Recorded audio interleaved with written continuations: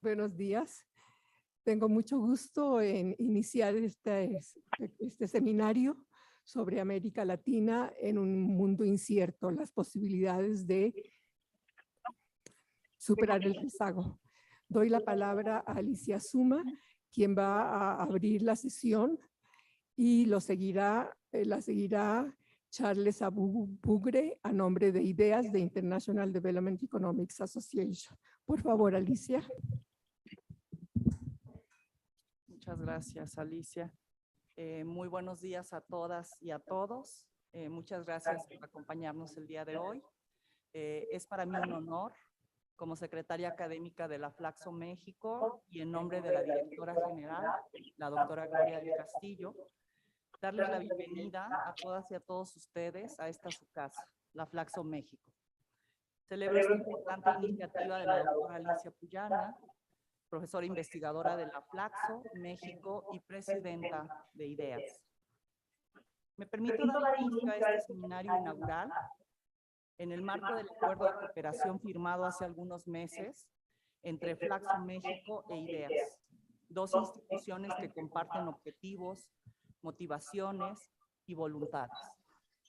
Desde su creación en 1957, los propósitos fundamentales del sistema FLACSO, una red internacional conformada por 13 instituciones latinoamericanas y del Caribe dedicadas a la enseñanza y a la investigación, y de la propia FLACSO México, fundada en 1976, han sido analizar los problemas del desarrollo económico y social de los países de América Latina y del Caribe, a partir del contexto histórico, político, económico y cultural de cada uno de ellos, orientando sus esfuerzos a explorar las vías más viables hacia sociedades más justas, democráticas e integradas económica y socialmente, en donde el respeto de los derechos humanos es la norma por excelencia. Desde esta perspectiva, IDEAS y FLACSO México se proponen promover el análisis crítico, plural y renovador que concibe el desarrollo económico, social y ambiental como una unidad indivisible, en el entendimiento de que no puede haber desarrollo si no hay equidad y no puede haber y si se destruye el medio ambiente. Estos postulados implican llevar a cabo investigaciones críticas de teorías y de políticas públicas. Ante estos propósitos, es necesario impulsar la construcción de canales de intercambio que sienten las bases para un ambiente internacional propicio, favorable a las políticas que aborden de manera innovadora los desafíos que enfrentan los países de Asia, de África y de América Latina. Igualmente importante es el compromiso compartido entre IDEAS y la FLACSO México de promover grupos de trabajo y de integrar a jóvenes investigadores en ciencias sociales para difundir los análisis no ortodoxos sobre los problemas del desarrollo social, político y económico de la región. Este encuentro busca, por lo tanto, dar claves sobre el futuro. La participación en este seminario de expertos con amplia experiencia en investigaciones, docencia y en formulación e instrumentación de políticas públicas, con variadas perspectivas analíticas y ricas experiencias provenientes de varios países latinoamericanos, de Asia y de África,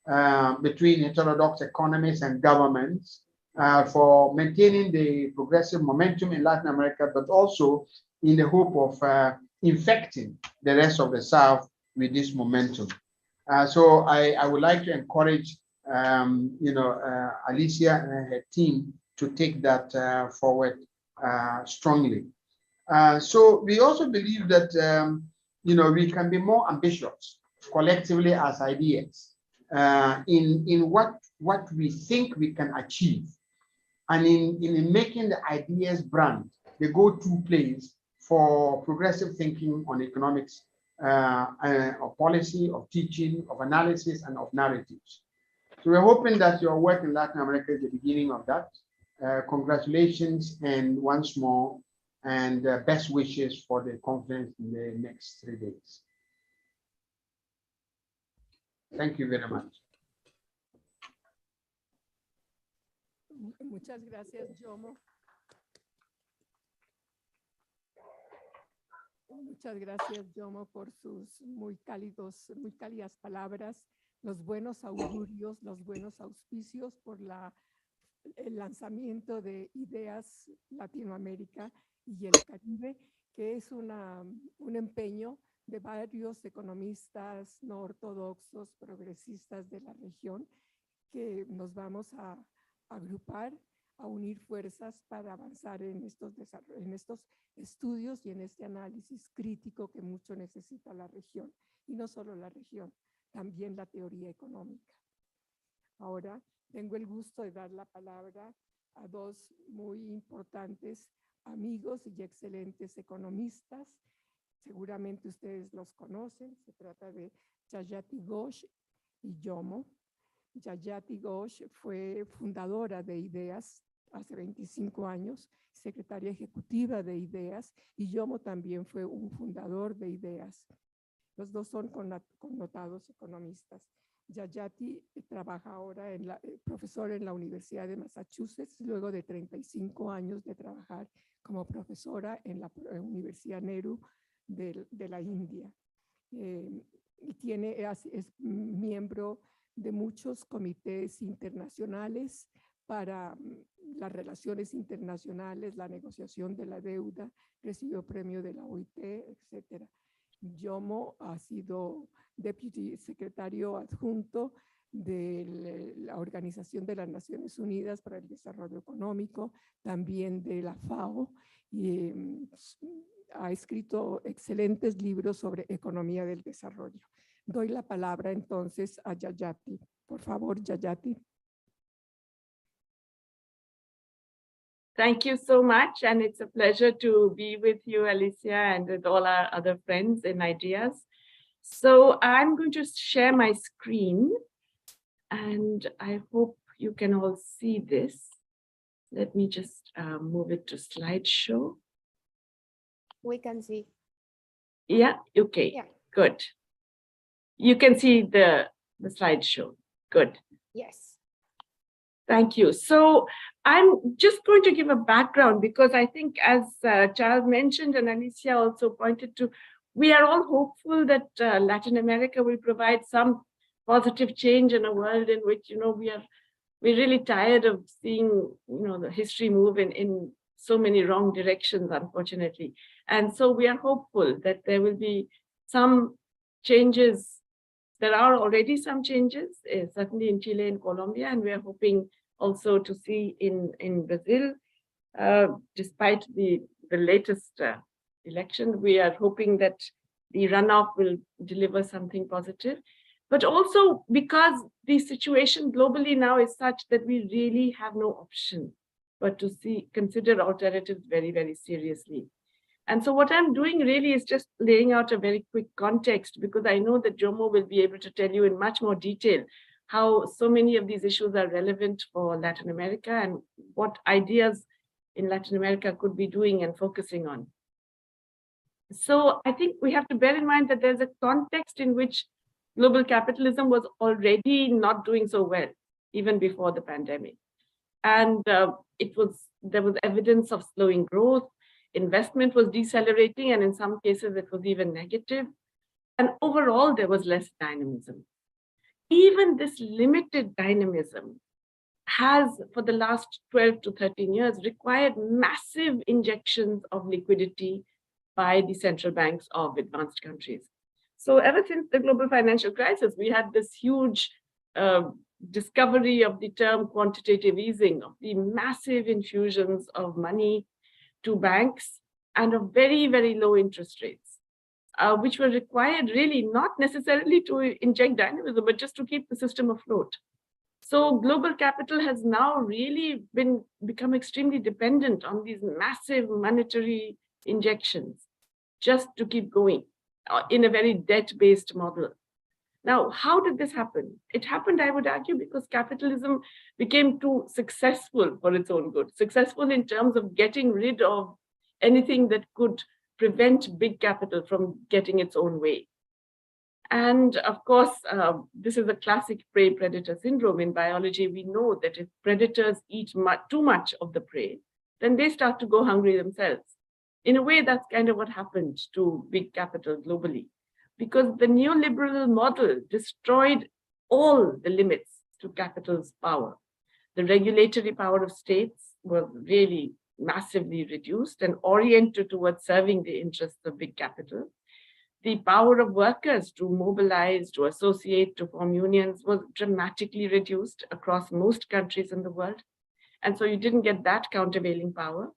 And even the welfare measures of social policy got eroded over time. And what that meant was that workers basically experienced underconsumption. The economies were experiencing underconsumption because workers had lower purchasing power. There was a lack of effective demand. All of these were not accidental. It was a result of these rising inequalities of income and wealth, and the fact that wage shares of national income fell in most countries. And that gave rise to this relatively moribund state that I was describing. Then you get the Covet shock in all of this. Now, what's remarkable about the Covet shock, I mean, there are many things that it brought out, but among them, it exposed existing inequalities and massively added to them. And globally, this was expressed by very, very stark differences in terms of the kind of fiscal response that governments could give. So just to give you an example, between January 2020 and March 2021, the IMF estimates that around $11 trillion was spent additionally, but more than 80% of it came from just 10 advanced economies. And more than half of that money, around 5.5 trillion, was from the US. So really, the rest of the world, accounting for 86% of the population, they spent a small amount, very, very small amount. And the low and middle income countries that really needed to spend much more was so integrated in global capital markets and so dependent on the whims of global capital that they experienced huge changes in capital flows coming in and out of the country. And that, of course, limited their fiscal freedom.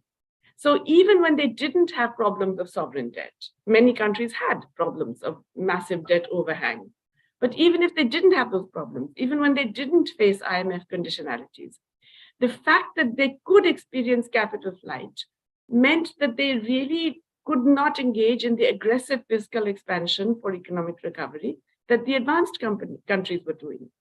The US spent an additional 35% of national income, compared to an average 2 to 4% in the low-income countries. And in dollar terms, that translates into more than $30,000 per capita spent in the US and $2 per capita spent in low-income countries. That's the kind of difference we've seen. What we've also seen is that in most of the developing world, and of course, India and Mexico stand out as particularly extreme, these governments have been very fiscally prudent. Now, this prudence in terms of fiscal response actually harms your citizens because you cannot give the same levels of social protection during the pandemic. And it delays or reduces or even subverts the subsequent economic recovery. Now, that really means that emerging markets today, many are no longer calling them emerging, but submerged markets, they are now facing a much worse growth outlook. Now that reduces your local currency flows, your local currency activity.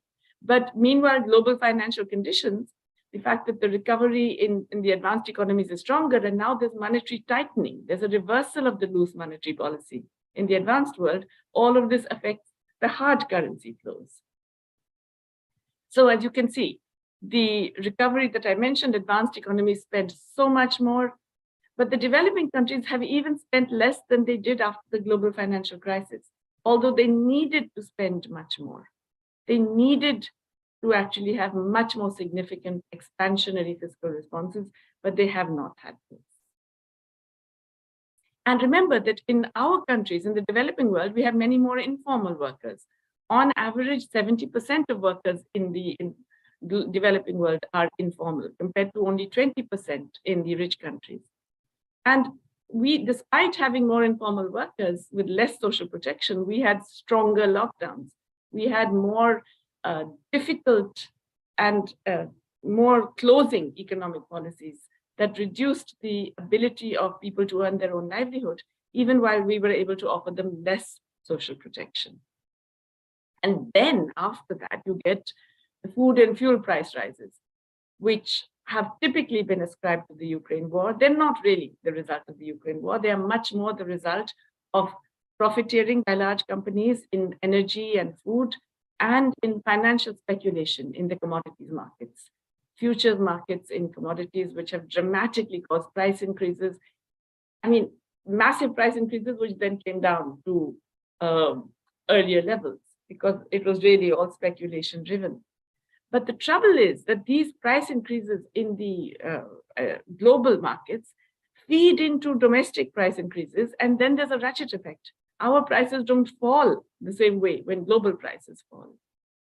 I have mentioned that the price shocks were only partly related to the Ukraine war, and it was really corporate profiteering and speculation. You can see that with the wheat market, where prices are down to back where they were before the Ukraine war. In the US, for example, 54% of recent inflation is just profits, and to the point where US corporate profits are at the highest level since the 1950s. Meanwhile, real wages have collapsed in advanced economies. Nominal wages are going up, but inflation means the real wages have fallen. And the same is true for low and middle income countries, the rest of us, in other words. The March-April big increase in speculative activity in the futures markets was led by financial investors. They increased their open positions from 23% in May 2018 to nearly three quarters, 72% in May 2022. But the food prices go up and come down. Meanwhile, in low and middle income countries, we face higher prices, not just because of the global price and the ratchet effect, but because our currencies have depreciated. Even before that, we had a very large hunger crisis. This is FAO data on the share of the population that can afford a nutritious diet. And this is just, the requirements in terms of dietary guidelines from the governments and public health agencies. And you can see how much of the developing world could not afford a nutritious diet. In my own country, India, income poverty currently is estimated to be only 18%. I think that's a massive underestimate. But in any case, the proportion of the population that cannot afford a healthy diet is 71%. In some countries in Africa, it's as high as 90% plus, in Pakistan and Nepal as well. Very, very high incidence of food poverty, even before the recent food price increases. And as I mentioned, they are sticky downwards. If you look at the prices of, let's say, global trade in maize, and you see how it goes up, comes down, goes up, comes down. In Ghana and Guatemala, it goes up.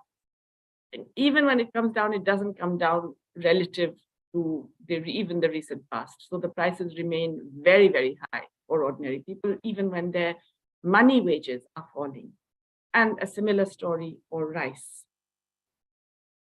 Now, this is a part of a situation in which even the IMF and the World Bank estimate that the growth projections are dire. So they are not looking at a recovery anytime soon, and they're expecting things to get even worse in the next year.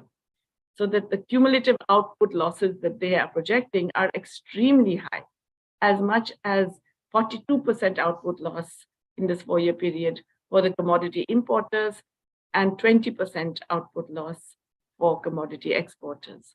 That's very, very large output losses relative to 2019 GDP. But these could still be actually over-optimistic. This could still be too good to be true, because the situation as we know it is rapidly deteriorating, also in terms of very debt crisis blowing up in many countries.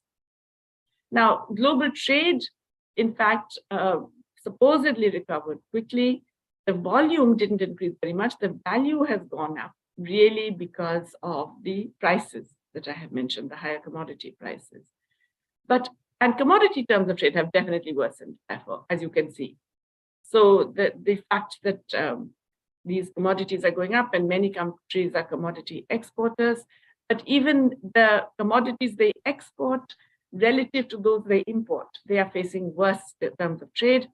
They have deteriorated, not enough to justify the current crisis in stressed economies. The economies mentioned here are those that are currently in debt distress. Sri Lanka, Pakistan, Tunisia, Lebanon, they're all either in default or on the verge of default. But you can see that the commodity terms of trade is back to where it was in 2012. So it's not that bad, but it has certainly deteriorated dramatically in the last 2 years. But it means that we have to look at the causes of the current crisis elsewhere. We don't have to see it only in terms of these commodity movements. Really, it's because of the pattern of finance over the last few decades. And particularly after the global crisis, the fact that low interest rates in the advanced economies encouraged much more borrowing. And this was actively encouraged also by the IMF and certainly by the Davos crowd. And these, they were basically told to become, join the emerging markets or become frontier markets, because basically you issue new debt in credit and bond issues, you liberalize the rules, and all of this allows big increases in external borrowing by both public and private agents. Now, as I said, this was actively encouraged, but this was going to end sooner or later. It ended really because the low and middle income countries were much more battered by the COVID-19 pandemic and the results of the Ukraine war, particularly the rise in prices driven by profiteering and speculation, because they already had lower recoveries because of lower fiscal response, and because so much of their borrowing was short-term in nature, or in bond markets where bondholders can flee very quickly. So once you got increasing interest rates and monetary tightening in the US and European Union, you get a flight to safety. And this is a Greek tragedy foretold. You get all these impacts on the balance of payments, on currencies. And so because of internal and external financial liberalization, that's really the reason that we've had such a severe crisis now in the developing world. And of course, the international financial institutions and G7 have really been lacking. They have been asleep at the wheel. They have not acted in a timely and effective manner. And this has massively worsened the problem. So now for us in the developing world, it's not that stagflation is a possible danger or a future thing. It's an ongoing process we're experiencing. So we continue to experience adverse effects because of the tightening of monetary policy in the advanced economies. We have major limits to fiscal space, and that includes fiscal space for basic social protection, even as we are facing multiple shocks. We're facing climate shocks. We're facing continuing pandemic shocks. We're facing capital flight shocks. The external debt problems are now extreme in several countries, not just the four I've already mentioned, but many others. And even for apparently solvent countries, countries that don't seem to have a problem right now, debt crises are looming because once what Kindleberger calls the revulsion phase sets in, even countries that are actually all right, you will experience capital flight, and that will make everything worse. And I've already talked about the sluggish response of the IMF and G7. We are facing in many countries major social and political protests in the face of inflation and rapidly eroding living standards. The problem is that this doesn't always take a progressive turn. These social and political protests and unhappiness and disgust with the governments can result in very terrible regimes as well, as we are seeing, certainly in Europe, but in many of our own countries. So what's next? And I think here Jomo will have a lot more to say. The limits to fiscal policies are probably reached in advanced economies because of the legacy impact of past spending and political pushback against more fiscal expansion. There is definitely going to be more trade fragmentation in the future, and this is going to have an impact also on capabilities for fiscal and monetary policies. We are getting new or alternative or regional trade and financing regimes, partly because of the war-related sanctions imposed by the US and Europe, partly because of other needs of the LMICs. So we're getting new patterns emerging, and we have to see how we can best take advantage of these. So I would argue this really depends on our ability to de-link from the current debt and financial arrangements, on our ability to rely less on external capital, and very importantly, to access important technologies. It's currently constrained by the TRIPS agreement, and I know Jomo will have more to say on that. And on our terms of trade for goods and services. But also, we are experiencing climate change. We need much more finance, not just for mitigation, but for adaptation and dealing with loss and damage. And this is not something which is really top of the international agenda, unfortunately. So concluding, it's the pandemic, the Ukraine war, trade patterns, they're only partly to blame. The real culprit is a failed neoliberal economic model. The tragedy is that this is still being promoted at global levels and also in many of our own economies. Our revival depends on our ability to respond to that current flux by policy changes. But of course, everything is made more difficult by climate change. So essentially, we have to have policy reversals in our countries. It's more urgent than ever. And now I believe there is some hope, especially in Latin America. So thank you for giving me this chance.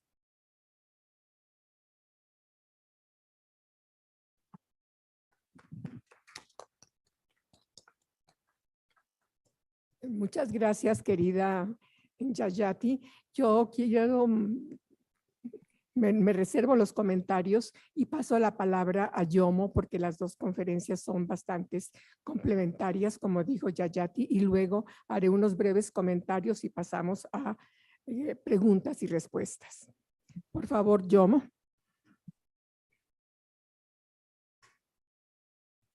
Thank you very much, Madam Senora Director from FLACSO, Mexico, and of course to our dear friend Alicia Puyana, and to Charles Abugre, the current Director of IDEAS, and of course Jayati Ghosh, who basically led the IDEAS for the first 2 decades and continues to provide very important support and leadership.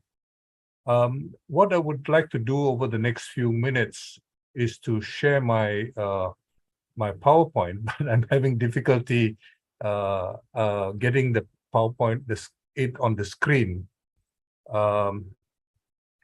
And I wonder whether, Jayati, whether you have stopped sharing, screen sharing. Yes, I've stopped the screen share. I've stopped. Okay, I'm having difficulty. No, it's there. We can see it. We can see it. You can see my presentation? Yes, yes, yes. Oh, okay. Well, Excellent. we can see the it's an email actually. We can see an email. Not your presentation. No, that's not the let me stop sharing that. I'm very sorry about this. I thought I had it all arranged.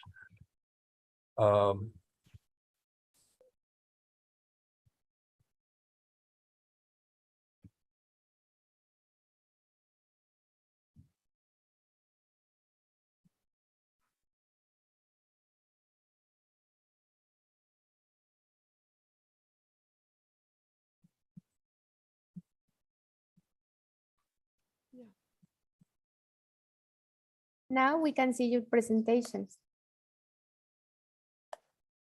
Excellent. Thank you very much once again to all concerned. And I also forgot to thank Lillian, who has been doing an excellent job with the interpretation.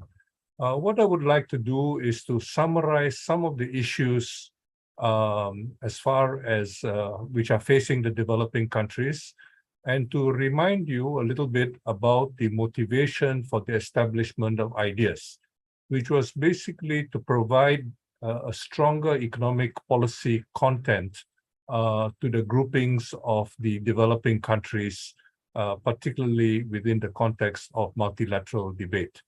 Of course, you may ask, what is the relevance of multilateral debate in this age when the UN system is seemingly very weak? Even the influence of the IMF and the World Bank has been reduced by recent events, the private sector rules, and there are a whole range of issues which we face in the world today. But I think it's useful for us nonetheless to remind ourselves that there is a need for us to think very seriously about the kinds of issues which we face together. And even when we do not face the same problems together, it is important for us to learn from each other's experience. There's nothing to be gained from making the same mistakes which others have suffered through. And this, I think, is extremely important. Let me begin with a simple observation that most developing countries, not all, are in the tropical and subtropical zone. And those of us in the tropical and subtropical zone are particularly adversely affected by global warming. This is obviously something which is very obvious to those of you who live in the Caribbean. And in the Caribbean, of course, the impacts of extreme weather events, hurricanes, as well as other weather events have been far, far more severe, with tremendous implications on agricultural output and, of course, on livelihoods and lives themselves. We also find that it's not only that weather events are much more extreme, they are also far more intense, and they are also far more frequent. But another thing which binds us together is an observation made more than half a century ago by the late Arthur Lewis from the Caribbean, who observed that when you look at agricultural terms of trade between temperate agriculture and tropical agriculture, that you will find that there has been a steady deterioration of tropical agricultural goods compared to temperate agricultural goods. This work was done up to 1969 by Arthur Lewis, and this work has been recently, a few years ago, updated by the Turkish woman economist Bilge Erten. She has updated this with the data up to the early 21st century. This observation is very important in complementing something which we have, of course, are very familiar with in Latin America and elsewhere, namely the Prebisch-Singer argument about the declining terms of trade for primary commodities versus manufacturers. So when seen in terms of the tropical versus temperate agricultural products, this is extremely important observation. Yet another important observation which has been highlighted by the recent pandemic is the fact that many of the diseases which we face in the world, particularly in the tropical zone, have been very much neglected.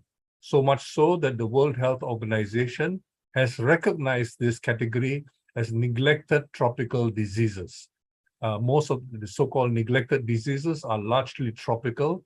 And we also know that the ecological devastation in different parts of the world, if you think about West Africa and the advent of Ebola, if you think about the recent COVID-19 and its supposed origins in Wuhan in China, these are all very, very important phenomena which are clearly related to ecological devastation. It's also important to remember, of course, that the devastation has more important effects because historically, most of the world's population actually lives in the tropical and subtropical zone. These were the areas which were much more conducive to supporting large populations before the agrarian and, most importantly, the Industrial Revolution. So the neglected tropical diseases affect huge populations. If you think about malaria, for example, which still affects many people in the tropical areas and its implications. Of course, there has been some progress, but we all know, for example, the tragic story. Alicia Puyana, of course, knows the story of the impact in countries such as Colombia of malaria. And I think it's very important for us to recognize that much of this has to do with the nature of settler colonialism in different parts of the world. Now, I would like to highlight a little bit about COVID-19 for the South. Jayati Ghosh and two of her colleagues from Jawaharlal Nehru University have edited a very useful volume about the impact of the pandemic and their important lessons for the South. But I just want to highlight two or three aspects which are extremely important. When there was very effective collective action in East Asia, it was described as totalitarian in many parts of the world. And so this was contrasted with the so-called libertarian approach of Mr. Trump and Mr. Boris Johnson. You will remember that for the first 2.5 months of the pandemic, Mr. Johnson, for example, considered that there was no need to take any action because the UK would adopt an approach of herd immunity. It was only after the Imperial College of London pointed out that about slightly over 2% of the population of the United Kingdom would die as a consequence of COVID-19 on the 17th of March of 2020, that the UK government began to take action. Of course, we are all very familiar with how Mr. Trump had his own approach, his own rather unique approach, and if it wasn't so tragic, it would actually be comic. And of course, we know the echoes of Mr. Trump in Brazil with the approach of Mr. Bolsonaro, who continued to remain in denial even after he contracted COVID-19. Now, one other important lesson which was adopted mainly in East Asia, but I want to also emphasize by the left-wing government of Kerala state in southern India, was the very comprehensive approach. And there are two aspects which I think are very important to emphasize. One is the systematic approach of finding, tracing, testing, isolating, treating, and supporting. This was a very comprehensive approach which was developed in East Asia and also adopted in Kerala. Also, if we look at the approach which was described and dismissed as totalitarian comprised of two elements. One was an all-of-government approach, and two, a whole-of-society approach. In other words, it was not simply left to the ministries of health to deal with COVID-19, but there were all kinds of other supportive measures. For example, ministries of labor and human resources, ministries of transport to avoid congestion of mass transportation, and so on and so forth. All this was done to great effect in what anybody would acknowledge to be democratic societies such as Korea, South Korea. So I think it's very important for us to recognize that it was possible. Another thing which COVID-19 also exposed was the potential for fiscal initiatives, for fiscal expansion. Suddenly, the rich countries, which basically said that they had no room for fiscal expansion, found the means to take fiscal initiatives in order to cope with the pandemic. They found the money to deal with its consequences and even to deal with its human consequences in terms of providing some degree of social protection and so on. And the last point, of course, is the special drawing rights. Many of you, of course, are very familiar with the issue of special drawing rights, but I think we have a tremendous possibility of reintroducing the concept of special drawing rights as an alternative means of generating and providing foreign exchange resources which are desperately needed by many developing countries, especially the poorest countries. This is very important because many proposals currently focus on the provision of new forms of finance. Very often they are talking about commercial finance, and we know how commercial finance is onerous and very problematic for poorer countries, as we have seen following the rise of interest rates in the last half a year or so. Now, Jayati Ghosh emphasized that we need to talk about the intellectual property issue as well. And again, this was highlighted by the pandemic. You know, at the last major struggle of the late Nelson Mandela was the fight for what is called the public health exception to TRIPS. TRIPS being the trade-related intellectual property rights addendum to the establishment of the WTO. It is important to remember that there were no such agreement before 1995. So it is a very recent innovation. And the South African and Indian governments proposed a waiver through TRIPS to ensure that FTT-ITS, which I referred to earlier, could effectively be practiced by poor countries, by developing countries, by reducing the cost not only of vaccines, but also the cost of therapies, the cost of equipment, the cost of testing, tests, and so on and so forth.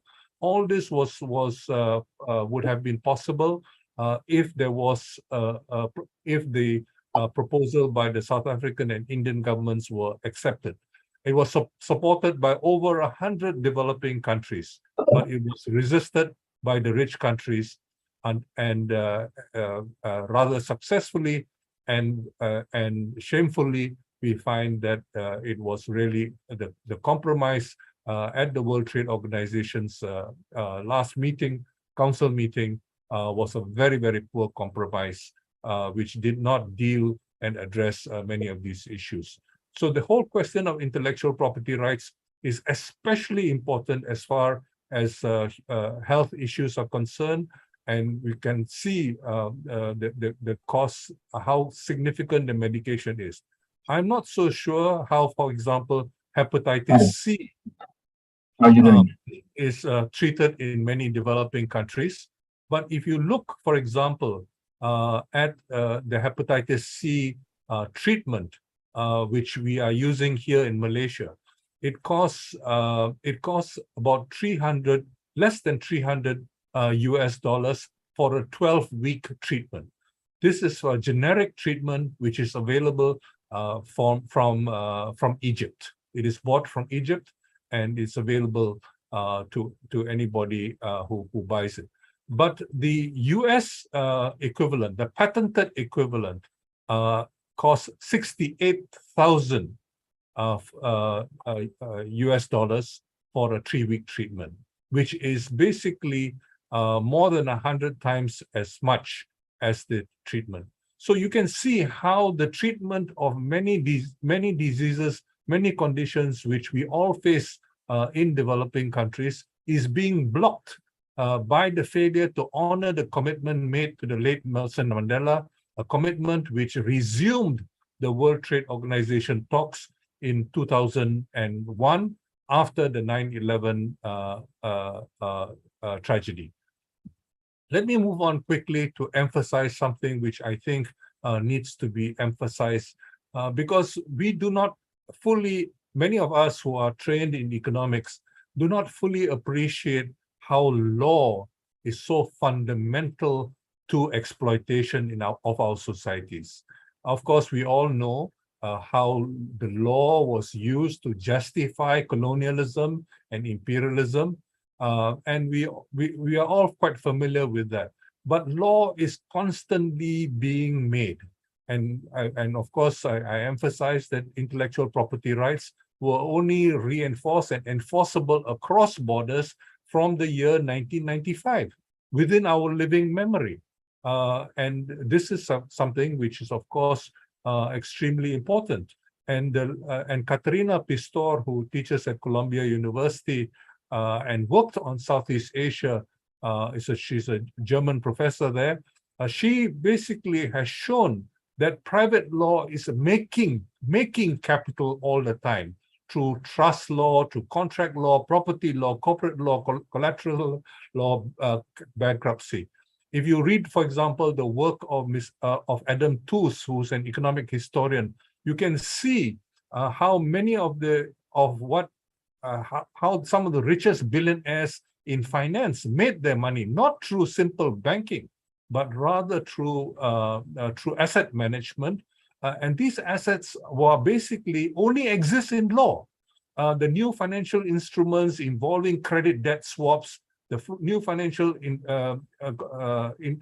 instruments involving collateralized debt obligations, all these were really created relatively recently. And it's important for us in developing countries to realize that all this has basically is relatively new, and it has been imposed upon us. And we often, rather unwittingly, many of our negotiators are unaware of this. So the rule by law is actually the rule. The rule of law is actually the rule by law. And we have a situation in the world where the so-called golden rule prevails. In other words, who has the goal makes the rules. Now, let me move on very quickly to highlighting and elaborating a little bit on what Jayati emphasized in terms of the food implications. All of us are familiar with how the trade liberalization has undermined food security. And in Latin America, particularly Via Campesina and others have pioneered the struggle for food sovereignty. It is important to recognize that effectively food trade liberalization has basically shifted the incentives for farmers to produce for export rather than for national populations. And this is extremely important because if we shift the emphasis away from a narrow focus on carbohydrates, on calories, we begin to realize that it's important to have a diverse and therefore nutritious food supply in order to overcome malnutrition. In other words, many of the health conditions, the adverse health conditions which we face today are primarily due to these kinds of problems which are created through poor diets because of this. So it's very important. And I think in this regard, there is much to learn from the initiative of in Brazil especially, but also elsewhere, where we have had school feeding programs and other initiatives which were introduced, for example, by Lula during his first term. And this not only empowered poor children, all children, in fact, who got better diets through attending school. It increased school attendance, and it also encouraged much more cooperative and collective behavior among school children, besides improving farmer incomes and farmer well-being. We are also familiar with the challenges as far as climate finance is concerned, and I think there are many issues which are very important for us to recognize. But I think you're all quite familiar because there's been a great deal of publicity to it, especially as the next COP will be held in Egypt next month. And many Latin Americans, particularly from Central America, have been very active, and Colombia have been very active in some of these issues. But I would like to emphasize that as far as developing countries is concerned, most of climate finance has been on mitigation, very little for adaptation, and almost nothing for losses and damages. And it is the historical setbacks which have been faced by some of the poorest countries, which are completely, nothing is basically being done for that. We also find aridification and desertification in extreme cases happening in much of the world. Now, I want to move to the final stage by just emphasizing that we have a situation recently where there is an inflation fetish. An inflation fetish which many people are facing in developing countries. And this, I think, maybe it's a bit, maybe we have forgotten, but remember that this was this inflation fetish which led to the lost decade in Latin America during the 1980s and the lost quarter century in Africa from around the same time. Now, it is very important to recognize that even establishment economists, such as the World Bank's former chief economist Bruno, Don Bush, all kinds of people have pointed out that steady, moderate inflation, which does not accelerate into hyperinflation, is not a danger. It is not a danger. This two-digit inflation target, which is being proposed for developing countries, especially, is ridiculous. It is completely made up by some New Zealand finance minister more than 3 decades ago on a whim. It is completely arbitrary. It's got no analytical basis, even by the standards of neoclassical economics, and is completely arbitrary. It is an inappropriate response, and as we all know, it has contractionary implications for all of us. Let me also emphasize that we have a situation now where, let me just emphasize that recently we have seen Saul Escobar, who is also connected with us, has recently published, maybe today, I think, in El Sur, he has published an article showing that this competition among central bankers all over the world, but especially in the developing world, and particularly in Latin America, they are competing in this race to the bottom to raise interest rates. And it is a dilemma, because if you do not do that, your currency becomes much weaker against the US dollar, and particularly for the elite, the strength of your currencies against the US dollar is considered all important. So this is a major problem, but I think it is very crucial that we look for ways out of this dilemma rather than this race to the bottom, which is currently taking place. Obviously, as Jayati has reminded us, we have a 1970s type situation, but it's important for us to recognize that the stagflation of the late 1970s in the West is very different from the stagflation which is happening now. Because the stagnation which is happening now is being induced by raising interest rates, which have inappropriately, in my view, as a means to deal with inflation, which is largely due to supply side problems. The supply side problems due to 3 things, I think, which are generally recognized. I think, of course, the pandemic was quite disruptive, but many of those prices have since been restored. We, of course, see now a war situation in the world. The Cold War is affecting all countries, all developing countries, because the major trading partner of most developing countries, even in Latin America, is with China. And so what is happening is that the Cold War is exacting a very high price on the trading partners of China as well. It is not just China which is paying that price, it is also those of us who are facing this problem. So we find this problem of this combination of raising interest rates and this other problem inflicting a very huge cost on all of us in the developing world. There's much more for us to learn from one another, and I do not have the time to go into all that. But I think it is very important for us to recognize that if we do not learn from each other, we are condemned to get into many of the problems which many others have already gone into. And I'm afraid that developing countries do not have the luxury of making the same mistakes which are previously made by other developing countries. That is why I strongly believe that we have much to learn from each other, not only to ensure solidarity and cooperation among developing countries, for example, over the fight on the waiver for TRIPS, but also for a whole range of other problems, so that we do not make the errors which is unfortunately already happening of the central bank's race to the bottom, which is taking place right now.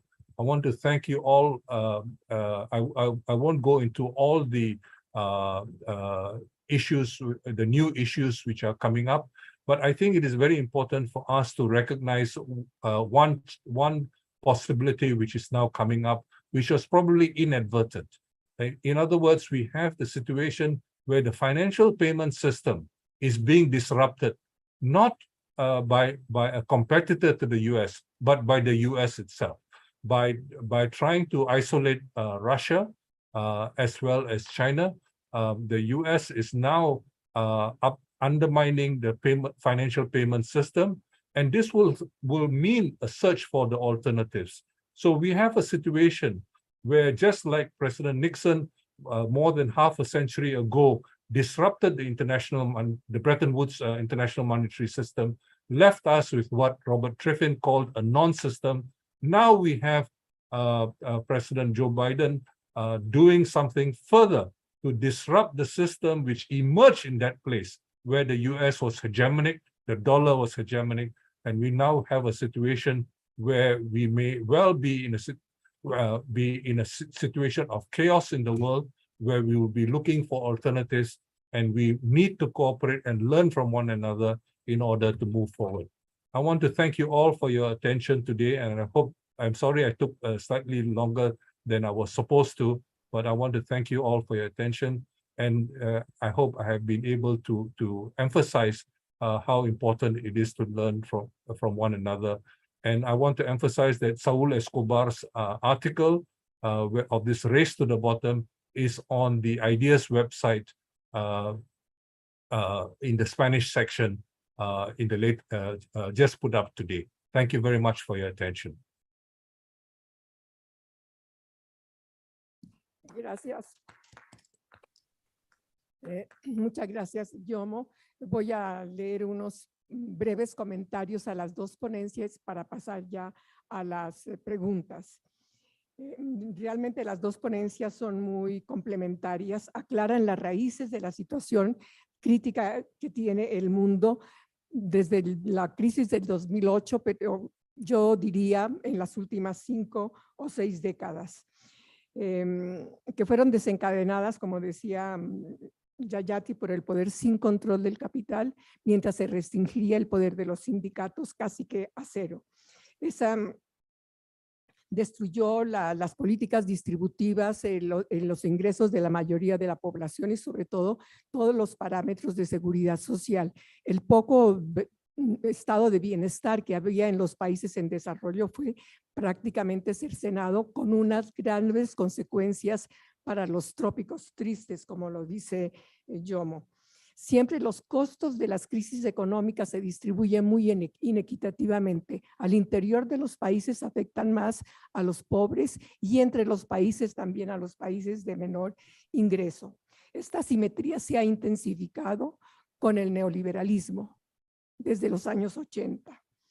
La pandemia puede ser, como los dos ponentes dijeron, una imagen, una metáfora de cómo el mundo desarrollado trata los problemas globales y cómo excluye de las soluciones a los países en desarrollo. Los efectos de las crisis fueron ya mencionados abundantemente. Todas las pandemias, el calentamiento global, el empobrecimiento, la falta de convergencia. Y ese es el resultado de las políticas de maximizar el crecimiento, maximizar las ganancias y maximizar el consumo para aquellos que lo pueden pagar. Los efectos son varios, pero los países desarrollados se blindan. En ese blindarse de los efectos que su mismo sistema creó, crean guetos. Guetos en vacunas, guetos en alimentación, guetos en todas partes. Hoy usan los precios de los combustibles y de los alimentos y la guerra de Ucrania, de la cual rehúsan aceptar las causas políticas que la provocaron, para agitar, como dijo Jomo, el fetichismo de la inflación, y que está implícito también en toda la presentación de Jayati. Y adoptan para paliar la inflación medidas súper drásticas, masivas, que van a generar grandes pérdidas en bienestar de la mayoría de la población. Esta estrategia, como ya lo dijo los dos ponentes, ya se han aplicado con efectos devastadores. Hay que restringirse y no aceptar que los países desarrollados exporten su inflación, exporten su crisis y se blinden para resolverlo. Caso particularmente en esta asimetría del valor del poder internacional es el caso de América Latina, que luego de 200 años de independencia no ha logrado resolver el extractivismo y sus consecuencias, la dependencia de las exportaciones de materias primas, la desigualdad que es la característica de América Latina, la dependencia tecnológica y del capital extranjero. Desde mediados del siglo XIX se ha probado fehacientemente que la desigualdad en América Latina, en Chile, por ejemplo, Argentina y Uruguay, según Bertola, decrece cuando hay gobiernos progresistas y aumenta más que proporcionalmente con gobiernos de derecha.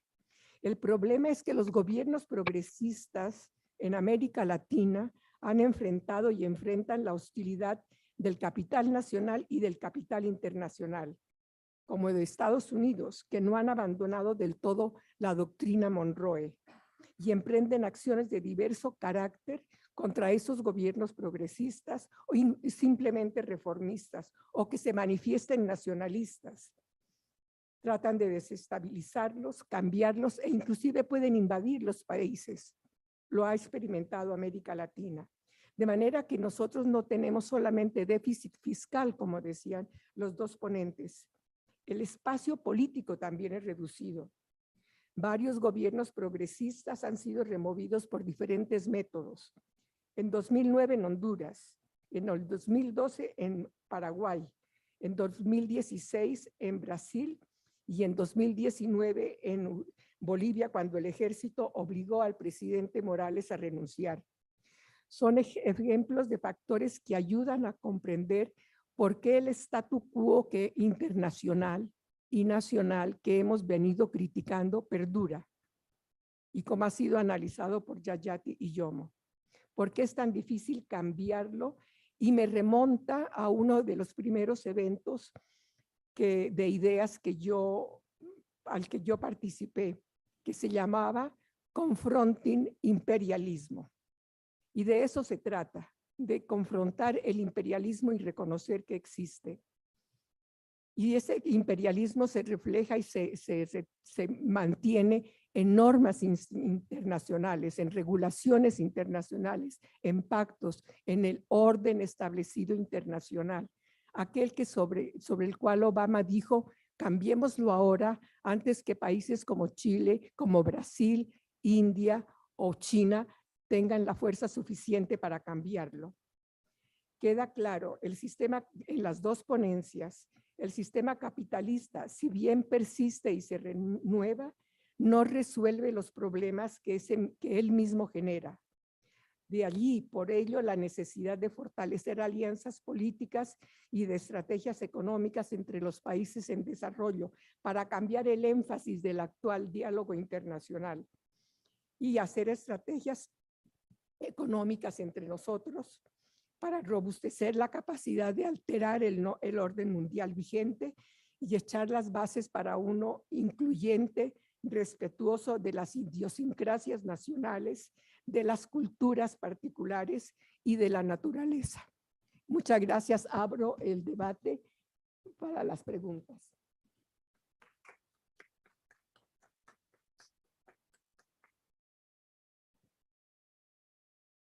¿Hay alguna pregunta en el fondo? A ver, Pedro Franque, por favor. Se presenta, por favor. Buenos días, soy Pedro Franque del Perú. Hay dos temas que me parecen, no sé, que me llaman la atención, que quisiera discutir un poco más. El primero es la reconfiguración del comercio mundial, asociado en realidad también a los problemas del sistema de pagos y el sistema financiero internacional. Pero diera la impresión que incluso antes de la guerra estamos pasando a una reconfiguración del comercio mundial, compleja, porque me parece que incluye los temas de sanciones a Estados Unidos, que hace que una serie de países socios de Estados Unidos tengan que cortar lazos o tener cuidado con sus lazos con China, con Rusia, con otros países.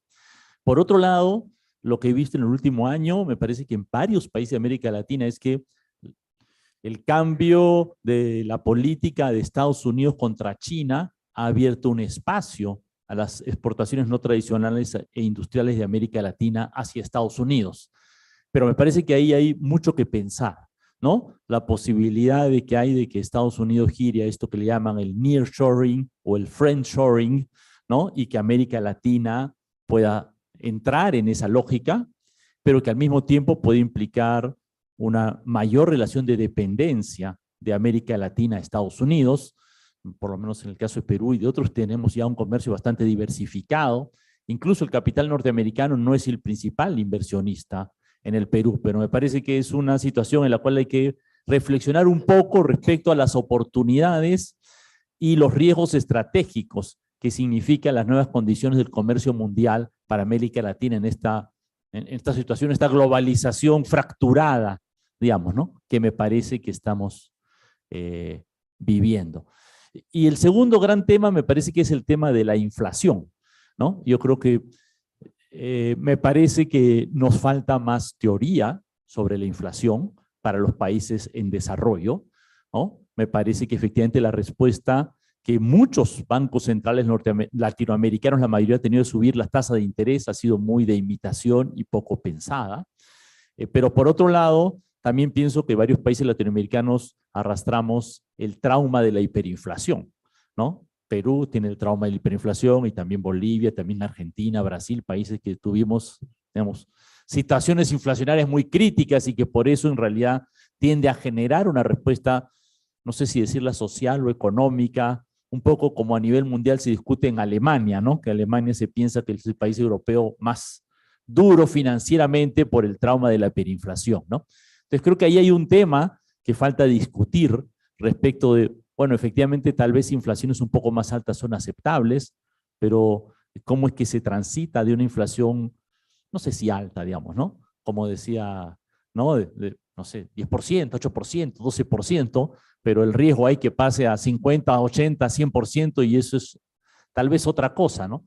Entonces me parece que el tema de la inflación es un tema en el cual me parece que merecería discutirlo un poco más entre los latinoamericanos por nuestra experiencia y también por nuestras estructuras económicas. Gracias. Y esa sería una pregunta, Jayati, ya Jomo. Era como para los dos. Para los dos, entonces. Alicia, Jayati se tuvo que retirar para asistir a su clase, solo para mencionarlo. Entonces, para Jayati, para Jomo. Pero así le queda un poco más de tiempo a Jomo.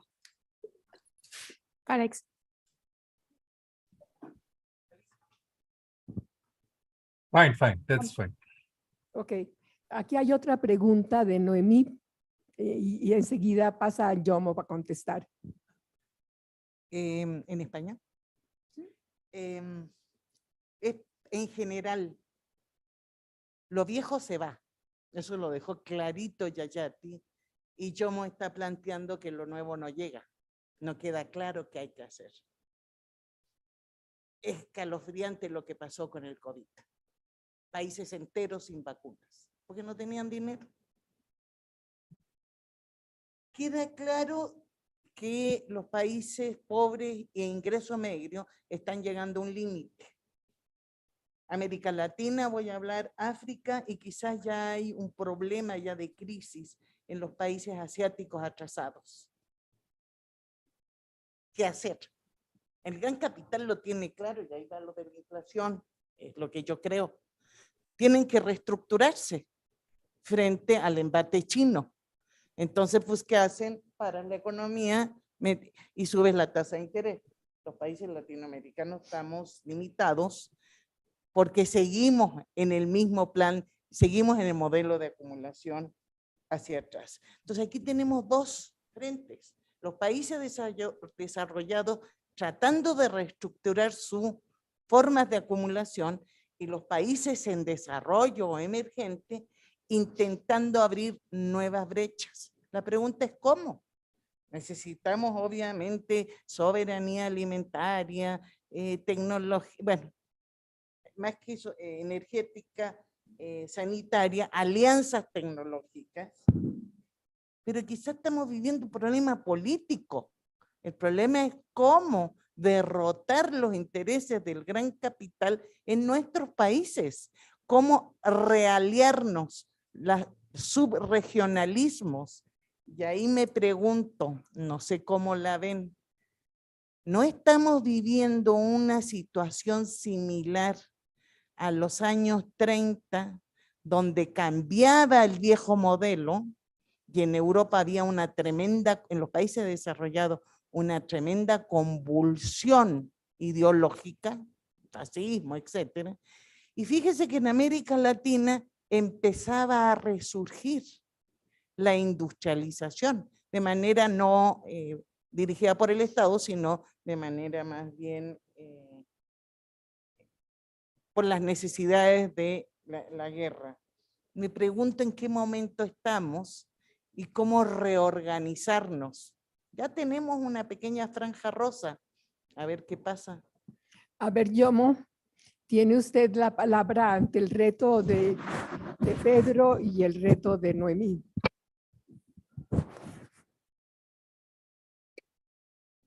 Firstly, let me thank you for those excellent questions. These are very important challenges and precisely the kinds of issues which IDEAS debates and discusses and how we can learn from one another. Let me begin with the first issue, the question of the restructuring of international trade and the opportunities and the problems raised by sanctions, for example, and more broadly, the whole question of what is sometimes referred to as the new Cold War. The sanctions, of course, were imposed on countries such as Cuba many years ago, many decades ago, and Venezuela more recently, and other countries as well. But I think now we have a more serious problem, which was highlighted in terms of the so-called reshoring and friendshoring. And this opens up certain opportunities as well. And this is the choice which we have. And in this regard, at least those of us in Southeast Asia, we are calling for a non-alignment. We do not want to be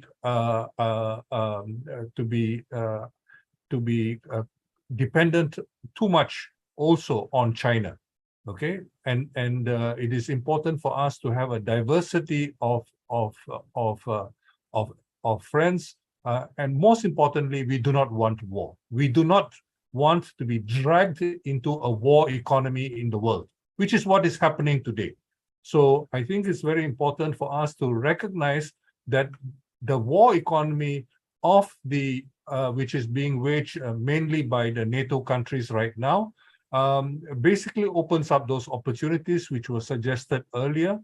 There are some opportunities, and the most useful way of approaching this is not by taking side with one camp or the other, but rather through a policy of non-alignment. So the old non-aligned movement has a new possibility of being realigning itself, because this is not the old type of non-alignment where the world was divided into different ideological and political camps. We are talking essentially about a capitalist world, and what is the scope for reform within this essentially capitalist world order. And this, I think, is a very important opportunity. So that would be my response as far as the first question is concerned. The second question which was raised was the importance of inflation and the Latin American experience with hyperinflation. And I think it's important for us to recognize that hyperinflation is not a uniquely Latin American phenomenon. It has also been experienced by some other countries. And it is important for us to recognize what people like mainstream economists like Bruno and Easterly and Don Bush and Fisher and others have pointed out, and that it is non-accelerating inflation is not an issue. If it is not hyperinflation, moderate inflation is not an issue. Now we can debate about what is moderate inflation. For people like Professor Stiglitz, he thinks under 40% is not a problem. Other people would say under 30%. Some others would insist under 20%. I think it is very, very context specific. Context not only depending on the nature of the country and the nature of the economy involved, but also the conjuncture which brings about that inflation. So we now have a conjuncture which has involved not only the pandemic, but now the acceleration or the heightening of the Cold War, which has created a certain situation. And that's why the recommendation in Southeast Asia is very much for a non-alignment, an active neutrality as far as this so-called new Cold War is concerned. The second questioner raised a very important issue about the old world disappearing, but the new world is has not emerged. And part of the reason why I think this is a huge opportunity for us is precisely because we have the opportunity to reshape this world. This world is not something which is going to be set in stone. I think people like President Biden and Anthony Blinken have not thought through the consequences of their own actions. If you think about what is happening in the United Kingdom, many of you are not interested in the United Kingdom, but Charles Abugre and I live in former British colonies, so we pay a bit more attention to the declining imperial power. And we look at this, what the Prime Minister is saying. They don't have a plan. They don't have a plan. They have just given, basically, tax breaks without a plan. There is no strategy. And we already know it was, in fact, the chief economic, the Council of Economic Advisors head under Reagan, Martin Feldstein, who later became the president of the National Bureau of Economic Research. He pointed out that the so-called Laffer curve was laughable. It had no scientific basis. There was neither an analytical basis nor an empirical basis. So even by the standards of conventional mainstream economics, this is simply unacceptable. Just like I do not think that going back to the previous question about inflation, that we those of us who study even mainstream economics, there are different types of inflation, different sources of inflation, and what we know is that this particular round of inflation is due to two things. It is due to the supply side disruptions, the pandemic, as well as the Cold War. Those are the things which are driving the present inflation. So treating demand side inflation due to excessive demand does not make sense. Raising interest rates does not make sense. And if we look at the situation in the United States, perhaps it makes sense in the United States, because unlike the rest of the Western world, and unlike the developing world, the United States was in a situation of close to full employment. Close to full employment because of the measures undertaken by Obama after the global financial crisis, and continued by Trump in a different way, and continued by Biden. So you had a situation of close to full employment, but because real wages were not improving, and this is shown by Ann Case and people like Angus Deaton and so on, you have a whole range of social problems in the United States, much more consumption of opioids and other drugs, and so on and so forth, which are reflective of a very serious problems there.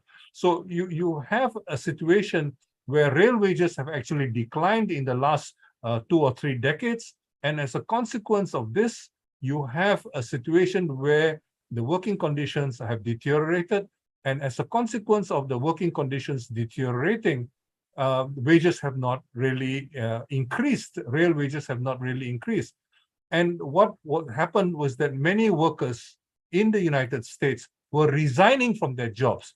So it gave rise to this phenomenon, which in the United States was called the Great Resignation. But this was a phenomenon which is unique to the United States. So for many people in the United States, the raising of interest rates is basically a class action, an action against the working class of the United States to discipline the working class for them to accept the new dispensation, the new conditions. So this is the view of many people in the United States. I don't study the United States economy very closely, but in case you accept this view, you can say that demand side, excessive demand is driving inflation in the United States. But this is certainly not true of the Western world or Western Europe. It's certainly not true of the developing world. So we are all now stuck in a situation because the Fed is raising interest rates, and as a result, the dollar is very strong. The funds are flowing because you have opened a capital account, and we are not able to control the capital account as a consequence of this. And this is part of the problem which we face right now. Let me stop here because I think Isabel Rodriguez and Charles Abugre also have something to say. Bueno, Charles Abugre tiene una pregunta, por favor, Charles.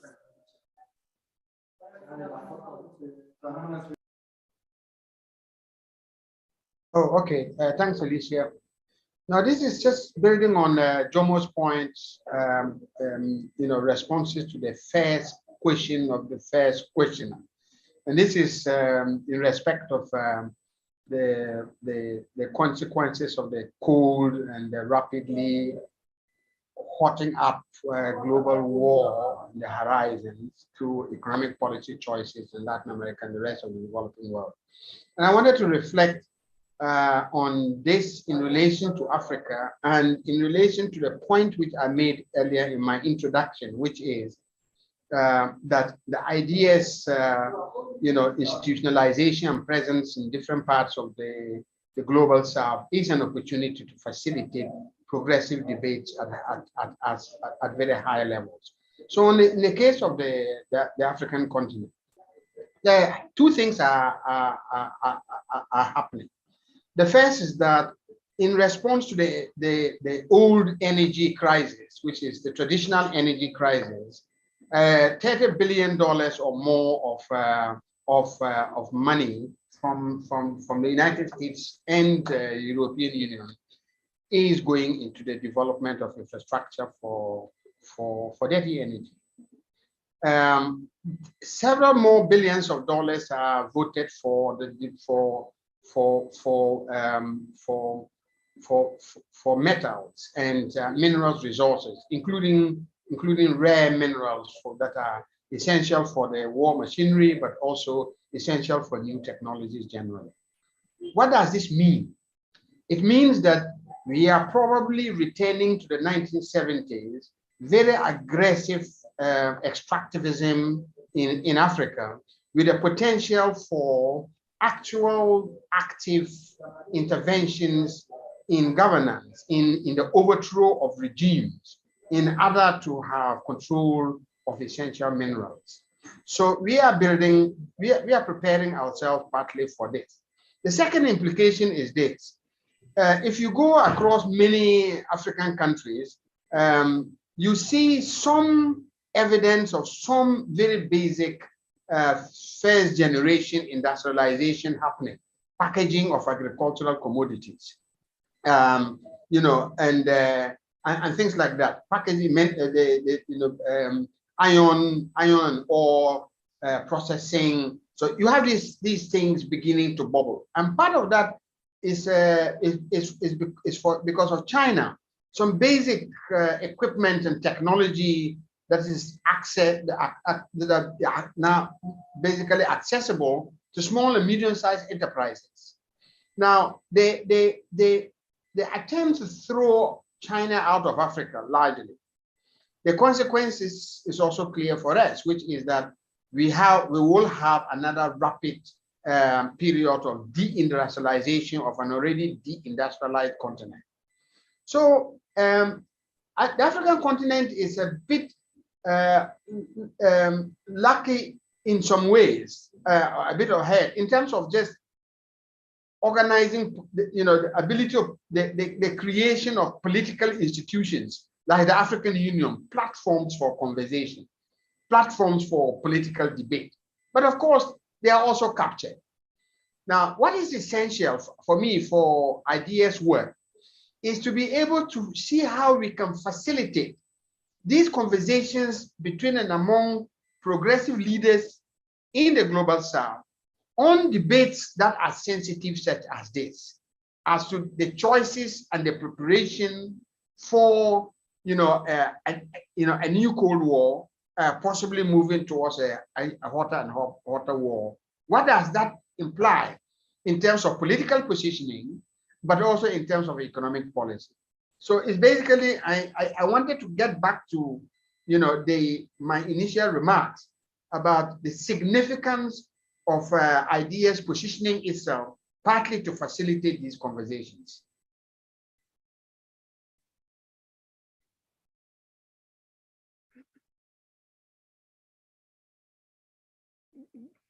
Jomo tiene la palabra para contestar los comentarios de Charles. I think Isabel Rodriguez has been waiting very patiently. Perhaps you could let her ask her question and then we could continue. Hola, ¿qué tal? Buenos días, muchísimas gracias por la presentación. A mí solo me gustaría abordar todos estos temas del financiamiento vía, en este caso, todo el tema del cambio climático, cuáles son las estrategias, ¿no?, para economías en desarrollo, especialmente cuando pues muchas de estas se han caracterizado por una posesión de recursos naturales que ha conllevado justamente a no desarrollar la parte de las energías renovables y las implicaciones que esto va a tener en algunos temas se ha hablado de que se puede dar una nueva dependencia, se están generando nuevos procesos de extractivismo, entonces pues eso abre también una vía que sin duda para economías en desarrollo no son nuevos, sin embargo, podrían agudizarse, ¿no?, en esta nueva idea de vamos por una transición o vamos a atacar el cambio climático, ok, ¿bajo qué condiciones, bajo qué, cuáles serían los retos? Muchísimas gracias. Jomo.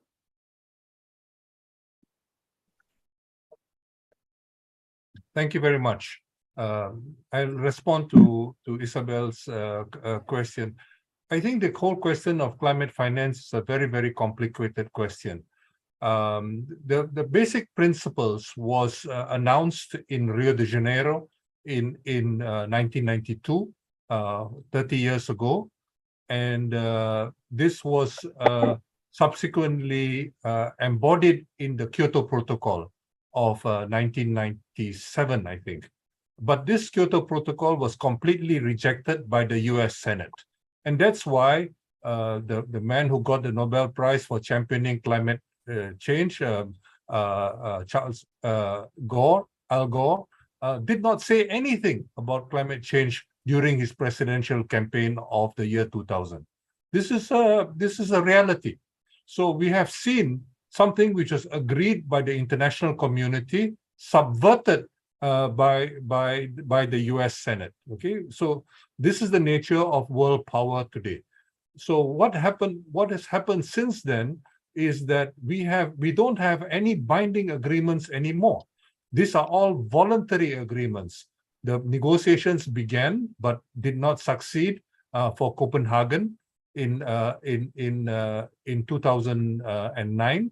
And at that time, the Europeans especially promised at least 100 billion in climate finance every year. Okay, the European President Nicolas Sarkozy, and then Prime Minister Gordon Brown, and as well as the Commission, European Commission. They all promise at least 100 billion every year. Starting, because the needs of climate finance were recognized to be much higher than that. But that principle was, although it was announced, nothing happened. And the total amount which has been delivered since then has been about half, roughly speaking, about half of what was promised in 2009. The agreement which was made was the so-called Paris Agreement of 2015, and the Paris Agreement was essentially voluntary because Obama knew that he could not get the support of the US legislature, whether it is Congress or as well as Senate. This is the world which we are living in. This is the world of power. We have seen two things happen in the last 6 months, which is just shocking. First, in November last year in Glasgow, there was an agreement to end coal, to end the use of coal. What happened in Europe now with the war? Coal is going up again. Okay, you can see how even the rich countries don't even respect what they themselves committed to. And then we have seen, in addition to that, the US view is that Russia is nothing more than a gas station for Europe. Okay, so the sanctions against Russia have basically is going to make this winter very difficult for some countries in Europe. Okay, and we are already seeing the difficulties which is causing not only to Europe but to the rest of the world. Now, some of the revisions, there have been some changes. For example, the ban on wheat exports has been withdrawn, and now wheat is available once again, and the prices of wheat have come down. But the point really is that the money which is promised was supposed to be much more from the year 2020. But what we have seen is that up to the present, the money has been only about half of what was promised, and the basis for distribution really does not help the poor countries at all. Now, my basic view is that we cannot tell poor people that they shouldn't have electricity because of climate change. What we should do is we should enable renewable energy, especially in developing countries, if necessary, by subsidizing mitigation, by subsidizing renewable energy. And in fact, we have a huge opportunity here. When I was working in the United Nations in 2009, we were trying to develop what we call a global Green New Deal. Unfortunately, it did not succeed, although Gordon Brown promised us he would support it. He eventually raised 1.1 trillion. But what did he do? He gave most of the money to the IMF. He saved the IMF because at that time, Latin American and other countries didn't want to borrow any money from the IMF anymore. And in fact, when the money was obtained for the IMF, it wasn't for Latin American countries, it was for European countries. Because after the global financial crisis, they were the ones who used the IMF facilities. It is only more recently that under the leadership of Kristalina Georgieva, that there has been a bit more money for developing countries from the IMF, especially with the SDRs which were approved. So we have a huge opportunity to ask the rich countries to take all the SDR money and to use it for climate finance, for example, if they are serious. Okay, but that has not happened. That has not happened. There are many options as well. You can have an annual increase in IMFs with all the money going for climate finance, and all the money not being used by the rich countries, being used by developing countries on concessional terms. So the developing countries can borrow money can get money either as grants, especially for the poorest countries, or as concessional loans. Right now, developing countries are being told to go to the market. When they go to the market, they have to pay very high interest rates. And now, especially in the last few months, the interest rates have gone up so much, nobody wants to borrow from commercial sources anymore. So you remember there was a president of the World Bank named Jim Kim. Jim Kim promised to have so-called blended finance. And what has happened is that the ODA from the rich countries is being used to subsidize commercial finance. So this is a very dangerous situation. So I'm sorry, Isabel, there's no simple answer, but it's a very difficult situation where we have to have collective action by the developing countries. And we do not have effective collective action, for example, to negotiate. Since 1992, before Rio, and even I would say in 2012, for the 20th anniversary, before Rio again, there was the possibility of cooperation among developing countries because of the leadership of Brazil at that time. But we do not find this kind of leadership taking place right now, and that is why the pink tide in Latin America becomes extremely important. You know, we have the possibility of leadership, but it cannot be a Latin American show alone, because Latin America does not have the numbers, it does not have the clout alone. Together with the rest of the developing world, we can make something happen. As the previous questioner asked, we have the new world is not yet born, and it is struggling to be born. And as Gramsci reminded us many years ago, this is a very huge opportunity for us to try to shape this new world. And that's why collective action becomes important. That is why efforts such as ours become important for us to be able to move forward. Let me stop there. Thank you very much. Esteban, perdón. Tiene una pregunta y yo quisiera sugerir que fuera breve para tener un descanso breve y a las 12 oír a Gabriel Palma. Okay, very short. Number one, the SDRs were created to be the global reserve currency asset in the world, and that hasn't happened. They were created to monitor aggregate demand, and that hasn't happened. The SDRs have a lot of limitations. And I think unless we change the legal limitations of the SDRs or the point of view, it's going to be very difficult to use the SDRs. And one of the limitations is what we understand as a international reserve currency, I think.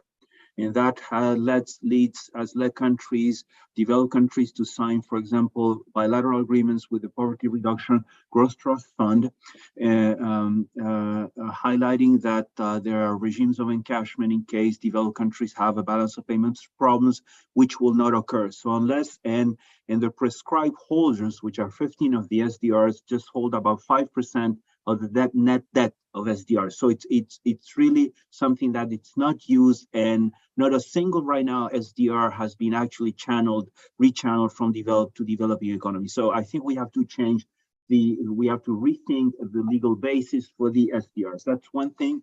The other comment I would like to make is a comment on inflation and hyperinflation. I am against using the word hyperinflation, because hyperinflation refers to a specific historical episode, mainly in post-World War I Germany. And if you look at the data during the hyperinflation in Germany, which lasted from about, according to Philip Kagan's criteria, from 1922 July to the end of 23, there was full employment. There was capital accumulation. There was a change in from horizontal to vertical integration of some of the main German industries.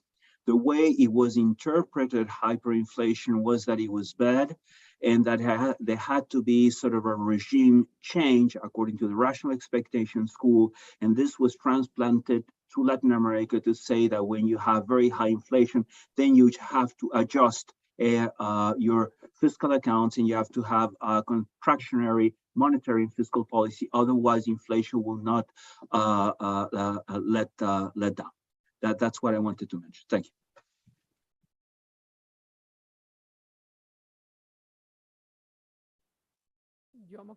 Allow me to respond to Esteban's excellent points. I agree completely with both points. On the second point, I want to point out how we can learn from one another. When South Korea also borrowed very heavily, just like many Latin American countries during the 1970s, but it handled its sovereign debt very differently. And so it was not subjected to the same kinds of conditions. It was not subjected to structural adjustment. And this is why South Korea was part of the so-called East Asian miracle. And Feinselber, who used to work in CEPAL, recognized some of this, but this was not sufficiently recognized in his otherwise very excellent work. Esteban's point about special drawing rights is absolutely important. We have an important opportunity now because Jose Antonio Ocampo is now the finance minister of Colombia again. He will be on the Colombia is a member of the G24, which is the equivalent of the G77 in Washington for the Bretton Woods institutions, and he is very keen to push this SDR issue. But it's precisely the point which Esteban makes about the limitations of the current rules. But I would simply say that while it is important to change the rules as far as SDRs is concerned, I think that is a very, very difficult challenge.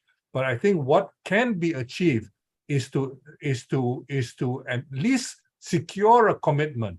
If we are serious about climate finance, for example, as Isabel raised, we can ensure that climate finance is funded through with the SDRs, which are not utilized, basically goes into a pool. Because if you look at what the IMF additional facilities, the IMF has a third facility which has recently been opened, and those facilities are basically funded by those rich countries which are prepared to use the SDRs for such concessional purposes. So we can ensure that the question of finance, because many developing countries will be very unwilling to borrow more. They do not want to get into greater debt, especially on very uncertain terms of commercial finance. And this is why concessional finance as for middle-income countries and grants for poor countries becomes a very important option. And this is why we must press ahead. But this involves pressing on different fronts. It involves pressing in Washington, in the Bretton Woods institutions, but it also involves pressing very hard in the climate change negotiations. And this is the coordination among developing countries between different agencies, among different ministries, is something which we are very, very poor in. And this is why, this is where organizations such as CEPAL can play a very, very important role in providing the necessary level of coordination and leadership and guidance in order that we can get our act together, perhaps with UNCTAD playing an important role. Because now UNCTAD is led by a Latin American woman. She was a vice president of Costa Rica before, and she was a deputy administrator of the UNDP before. So we have an important opportunity where Latin Americans are able to play a very, very vital role in changing the shape of the world. but we can only do that if we work together. And this is where our collective action becomes crucial. Thank you very much for this opportunity. Alicia, thank you very much, FLACSO. Thank you very much, IDEAS, and thank you to the interpreters.